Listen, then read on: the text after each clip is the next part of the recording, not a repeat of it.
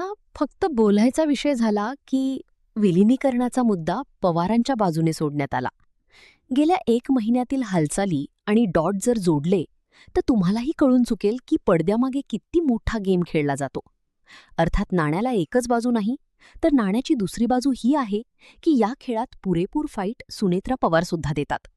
सुनील तटकर यांनी विलिनीकरणाच्या चर्चा सुरू होत्या. मात्र दादा असतानाचे आणि दादा नसतानाचे विलिनीकरण खूप वेगळं होणार होतं. हे स्टेटमेंट सांगून आम्ही विलिनीकरणाचा विषय का डायव्हर्ट केला याचा अप्रत्यक्षपणे इशारा शरद पवारांकडे केला होता. सुनील तटकर यांनी ज्यावेळी विलिनीकरणाच्या चर्चा होत होत्या, विलिनीकरण अंतिम टप्प्यात होतं, यावरती शिक्कामोर्तब केलं.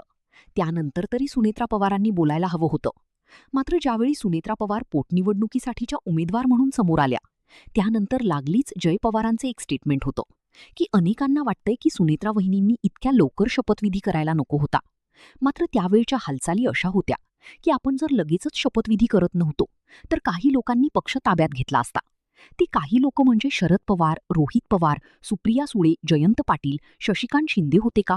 हसन मुश्रीफ, नरहरी झिरवाळ, अमोल मिटकरी, हिरामन खोसकर, नंतर सुनील शेळके, ही सगळी लोक विलिनीकरणाची च्या बाजूने बोलायला लागली होती. मात्र वरिष्ठ पातळीवरती हालचाली तशा काही नव्हत्या.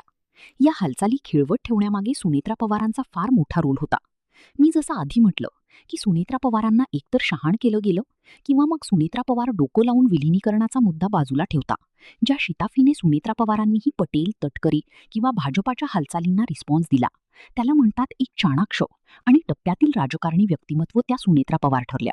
हालचाली काय करायच्यात, ॲक्शन कधी घ्यायच्या, इथे 10 दिवसात लोक कोणी घरातील व्यक्ती गेल्यानंतर, घरातील प्रमुख व्यक्ती गेल्यानंतर गावाची वेस ओलांडत नाही. तिथे सुनेत्रा पवार तिसऱ्याच दिवशी उपमुख्यमंत्री पदाची शपथ घेत होत्या. अर्थ हा होता की त्यांनाही डाऊट शरद पवारांवर होता. जितक्या ताकदीने सुनेत्रा पवार हालचाली करत होत्या, तितक्याच ताकदीने शरद पवारही हालचाली करत होते. शरद पवारही तिसऱ्या दिवशी निरादी पात्राचा दौरा त्यांनी केला. शरद पवारांनीही तिसऱ्या दिवशी सुनेत्रा पवारांच्या भूमिकेबाबत आपल्याला माहिती नाही, त्यांचे नेते पटेल आणि तटकरे आहेत असं सांगून त्यांनीही राजकीय प्रतिक्रिया दिली. शिवाय विलिनीकरण ही 12 फेब्रुवारीला होणार होतं. जयंत पाटील, अजित पवार यांच्या बैठका चालू होत्या. हे स्टेटमेंट केलं. सुनेत्रा पवार आणि शरद पवार माझ्या अंदाजाने बरोबरीने खेळत होते. आता या सगळ्या डॉट आणि हालचाली जोडल्यानंतर सुनील तटकर यांनी कबुली दिल्यानंतर सुद्धा सुनेत्रा पवारांनी विलिनीकरणाच्या मुद्द्यावर